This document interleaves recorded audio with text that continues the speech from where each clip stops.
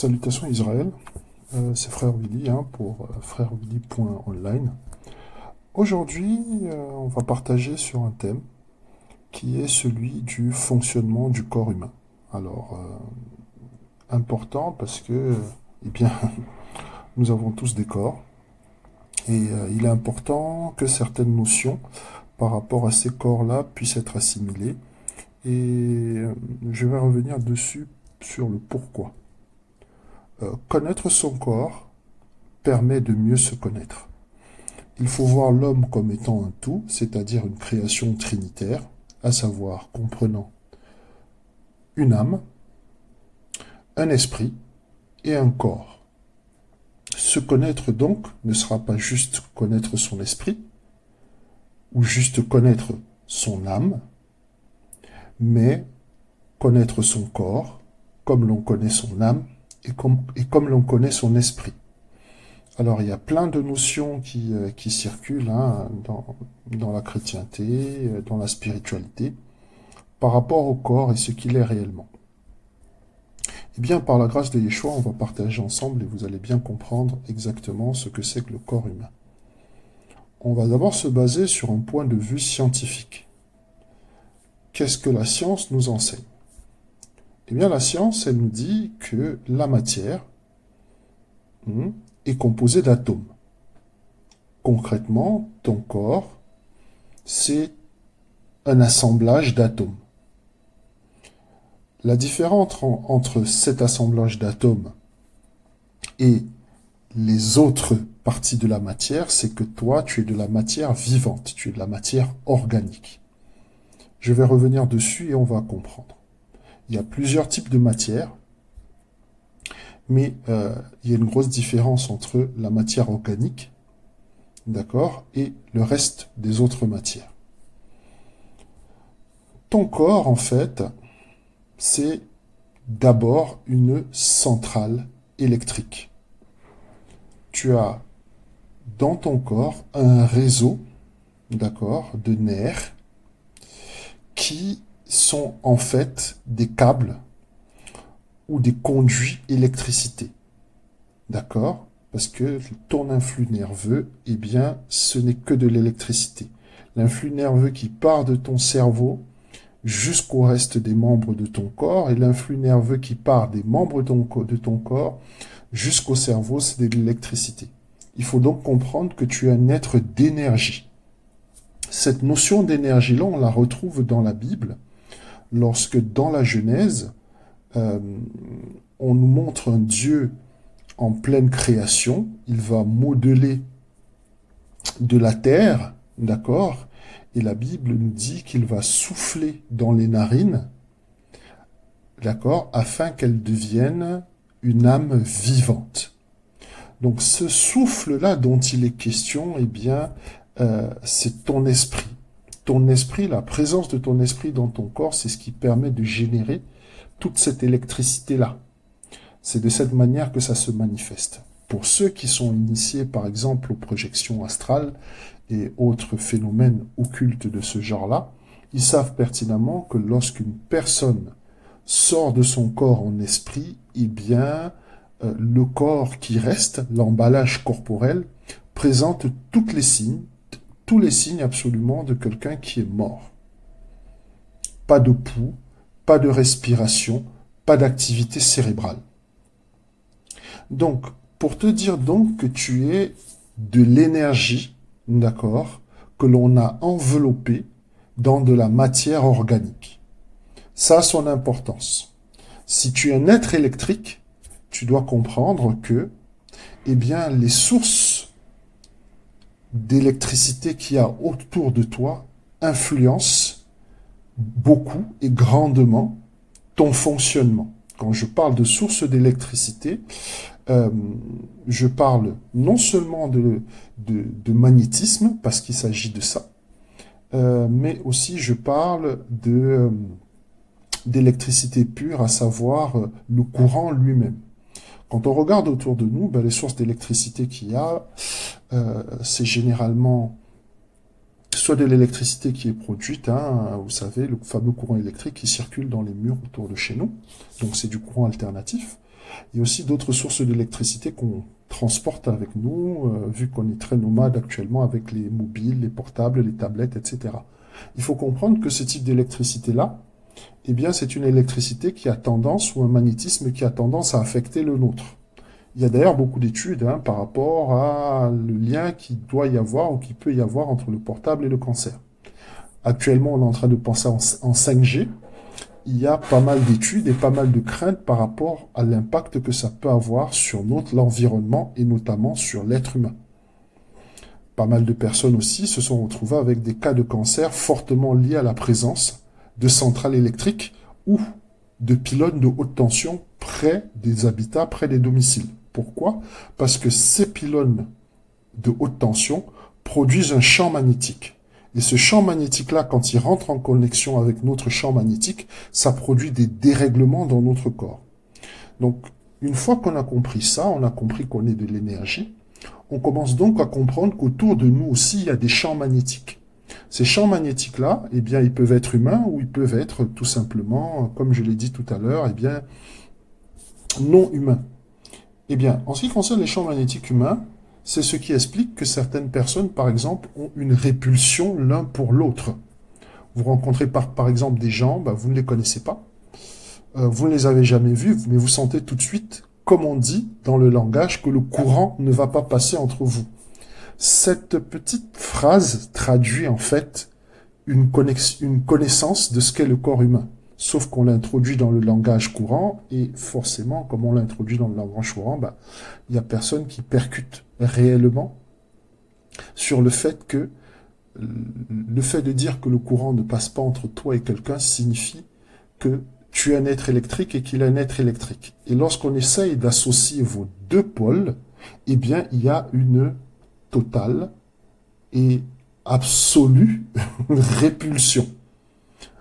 Ok? Donc, c'est ce qui explique aussi qu'on soit attiré vers certaines personnes, parce que certaines personnes ont un magnétisme qui a tendance à fonctionner sur nous comme un aimant. On fonctionne donc comme les deux pôles d'un aimant. Et il faut apprendre, nous aussi, à protéger notre magnétisme des champs magnétiques qui peuvent nous être nocifs et des champs magnétiques qui peuvent, par exemple, nous perturber. Ok?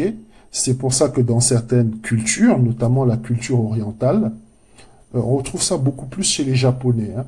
Les poignées de main, par exemple, ne rentrent pas dans leur culture. Ils ne se serrent pas la main parce qu'ils ont la connaissance de ce qu'est le corps humain et des magnétismes. Ils savent, par exemple, que certaines personnes ont la capacité, par exemple, d'absorber votre énergie.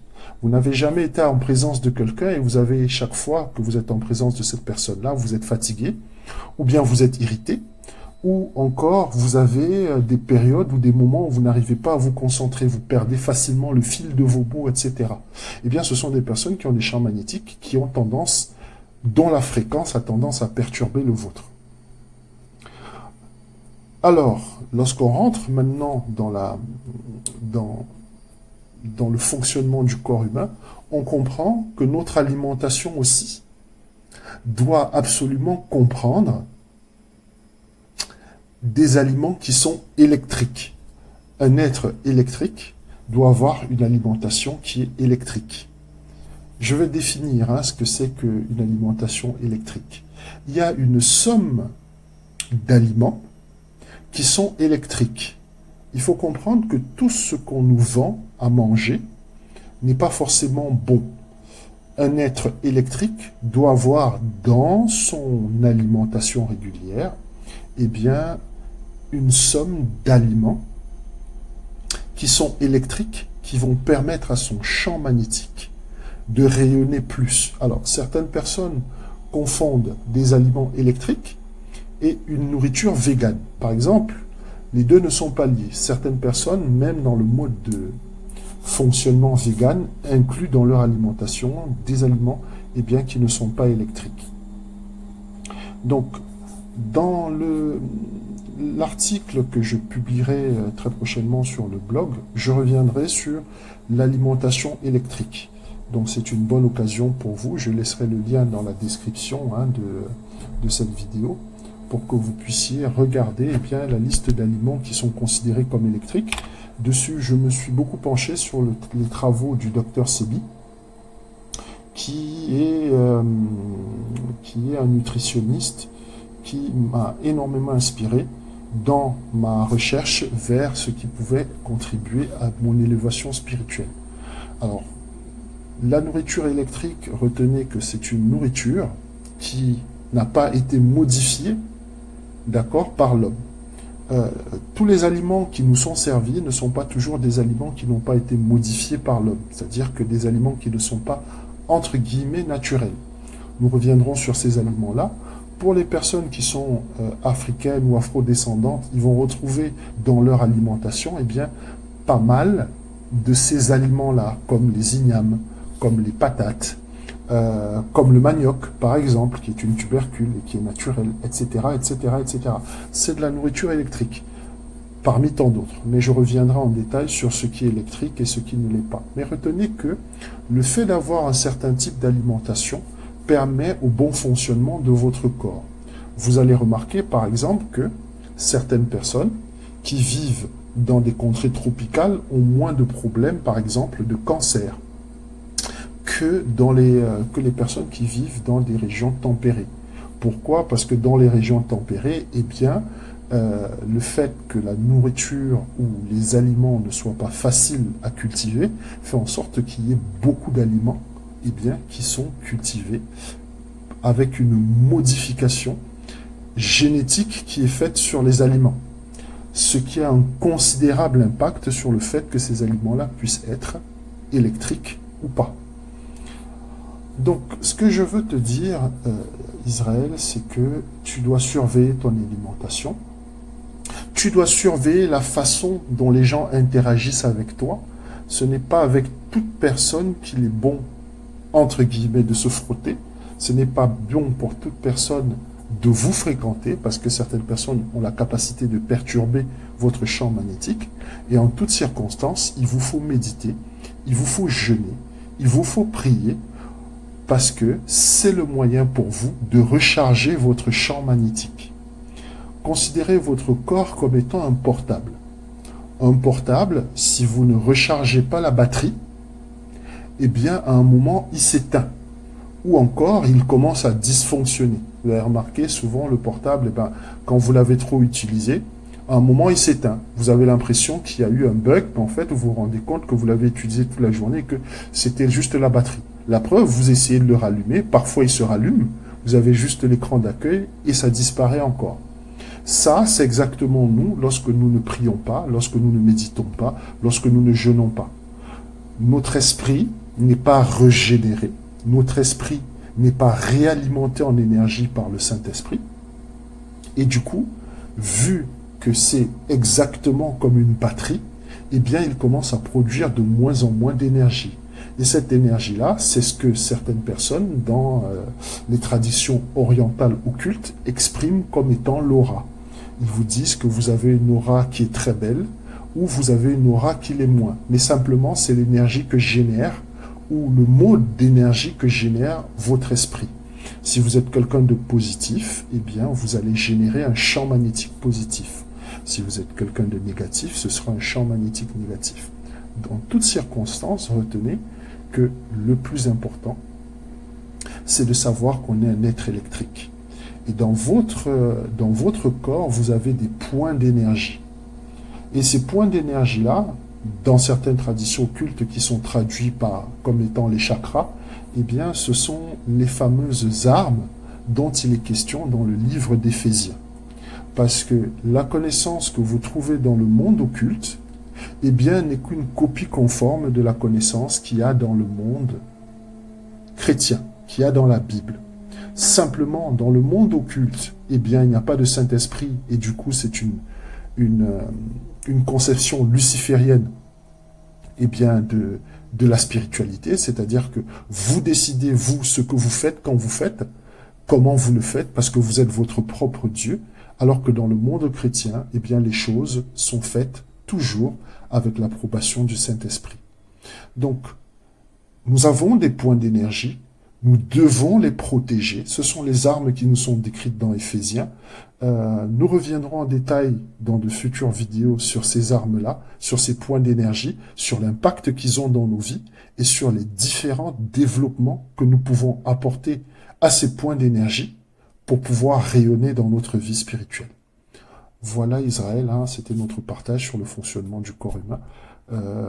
Comme je le disais tout à l'heure, eh bien, sur le blog, donc sur mon site, hein, www.frèrewilly.online. Je vais donner dans le blog un article sur lequel je vais mentionner les aliments qui sont électriques. Ce ne sont pas les seuls, mais c'est déjà une liste qui est suffisamment exhaustive pour que nous puissions nous faire une idée. Il y aura aussi un lien qui permettra d'accéder pour ceux qui souhaitent approfondir sur le sujet, sur le livre du docteur Sebi ou sur un des livres. Et